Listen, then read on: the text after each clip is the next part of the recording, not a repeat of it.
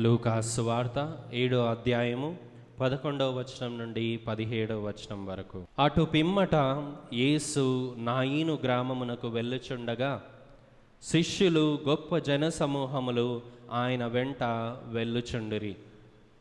యేసు ఆ గ్రామ ముఖ ద్వారమును ప్రవేశించినప్పటికీ జనులు ఒక యువకుని శవమును వెలుపలకు మోసుకొని పోవుచుండిరి.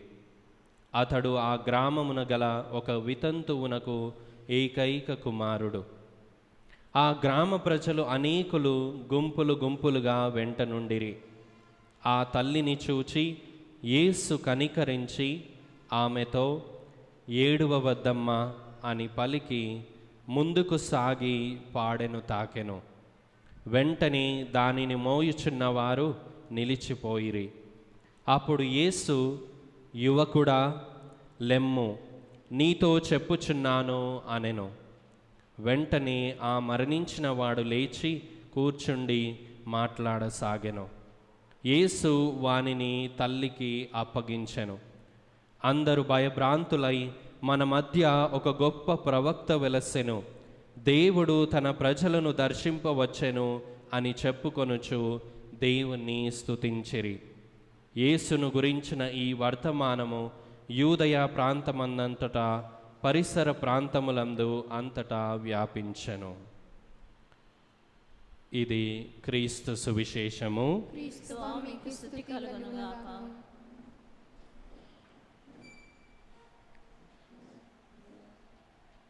క్రీస్తు నాదుని యందు ప్రియమైన సహోదరి సహోదరులారా,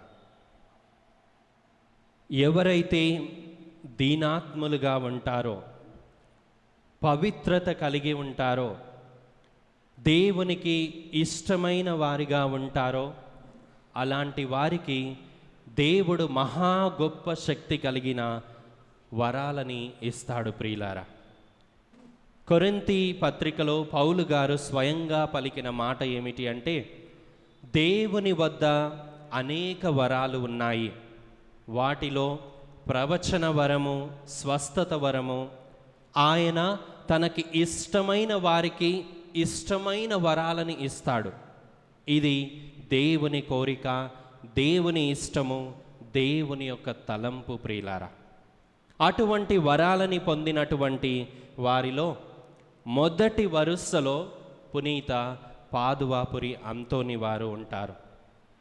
దేవుని యొక్క అద్భుతమైన వరాలు కలిగినటువంటి, ఒకటి కాదు రెండు కాదు, ప్రవచన వరం, దేవుని యొక్క వాక్యాన్ని బోధించే వరం, ఒకే చోట రెండు చోట్ల ఉండే వరం, స్వస్థత పరిచే వరం, మరణించినటువంటి వారిని జీవముతో లేపే వరం, ఈ విధంగా ఒకటి కాదు రెండు కాదు, అంతోని వారికి దేవుడు కోకొల్లోళ్ళు వరాలు ఇచ్చారు.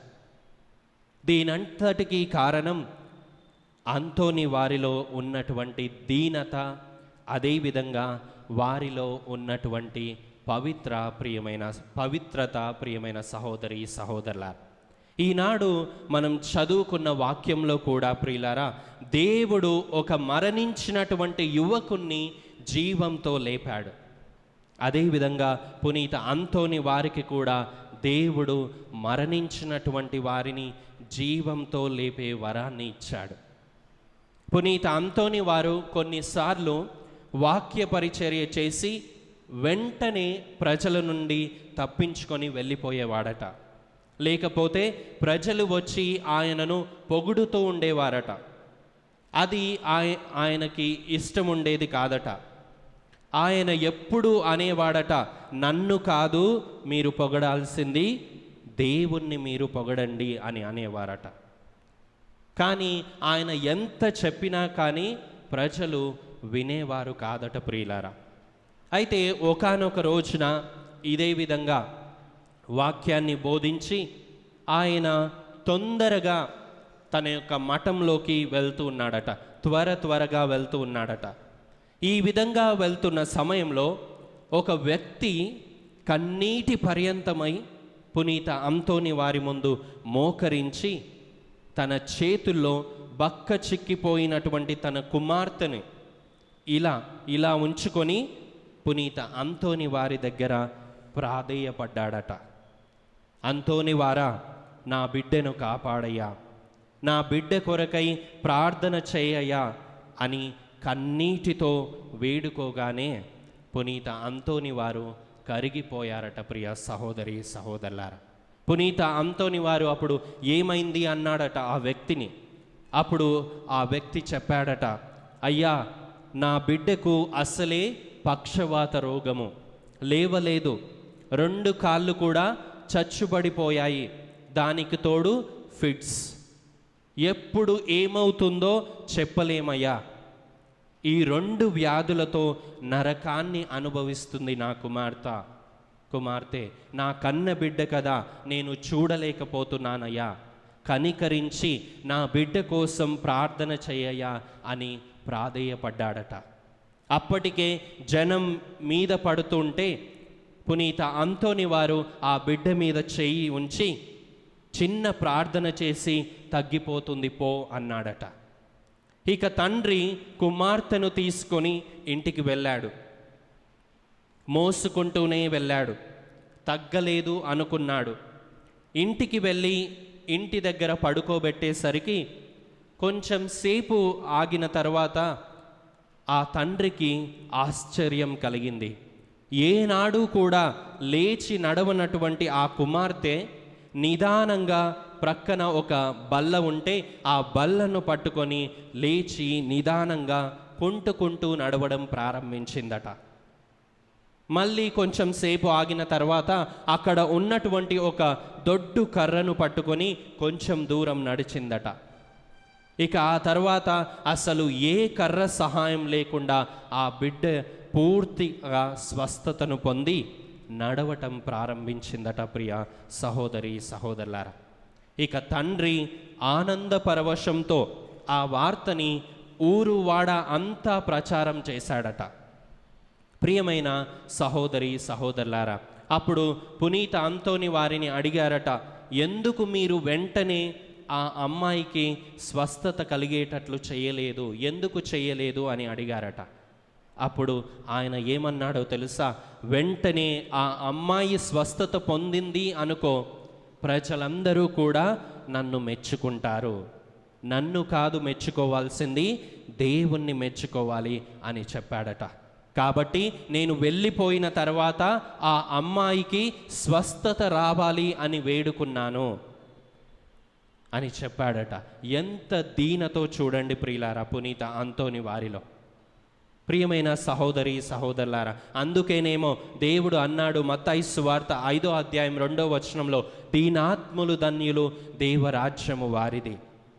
దేవుడు తన సేవకై ఎన్నుకున్నప్పుడు, తన అద్భుత వరాలు ఇచ్చేటప్పుడు దీనత కలిగినటువంటి వారిని మాత్రమే ఎన్నుకుంటాడు ప్రియులారా. గర్వాత్ములని దగ్గరికి రానివ్వడు. ఆయనకు తెలుసు గర్వాత్ములకి వరాలను ఇస్తే వాళ్ళు ఏం చేస్తారో ఆయనకు తెలుసు. కాబట్టి జాగ్రత్త పడతాడు దేవుడు. ప్రియ సహోదరి సహోదరులారా, పునీత అంతోని వారిలో కూడా ఆ దీనత, వినయము అనేటటువంటి ఆభరణమే ఆయనకు ఒక ఆశీర్వాదం. ప్రజలకి వాక్యాన్ని చెప్పి త్వరగా వెళ్ళిపోయేవాడట. అటువంటి దీనులకి, అటువంటి పవిత్రులకి యేసు ప్రభు చేసిన వాగ్దానం ఏమిటో తెలుసా? ఇదిగో యోహాను సువార్త 14వ అధ్యాయం 12వ వచనంలో, నేను తండ్రి వద్దకు వెళ్ళుచున్నాను కనుక నన్ను విశ్వసించువాడు నేను చేయు క్రియలను చేయును, అంతకంటే గొప్ప క్రియలను చేయును అని మీతో నిశ్చయంగా చెప్పుచున్నాను అని పలికాడు. ఎంత గొప్ప దీవెన ప్రియులారా! యేసయ్య తన భక్తులకు ఇచ్చినటువంటి వరం ఇది. తనని నమ్మినటువంటి, విశ్వసించినటువంటి వారికి ఇచ్చిన వరం ఇది. తన విశ్వాసములో దీనత కలిగి ఉండేటటువంటి వారికి ఇచ్చిన వరం ఇది. ఏమిటి?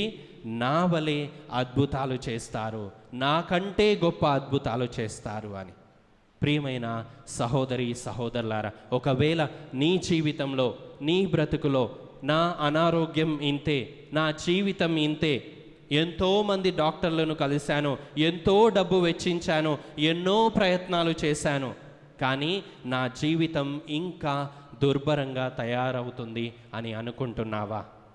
ఒకసారి పునీత అంతోని వారి యొక్క మధ్యస్థ ప్రార్థన ద్వారా యేసయ్య దగ్గరికి వెళ్ళడానికి ప్రయత్నం చేయి. ఆయన నీ జీవితంలో అద్భుతాన్ని చేస్తాడేమో.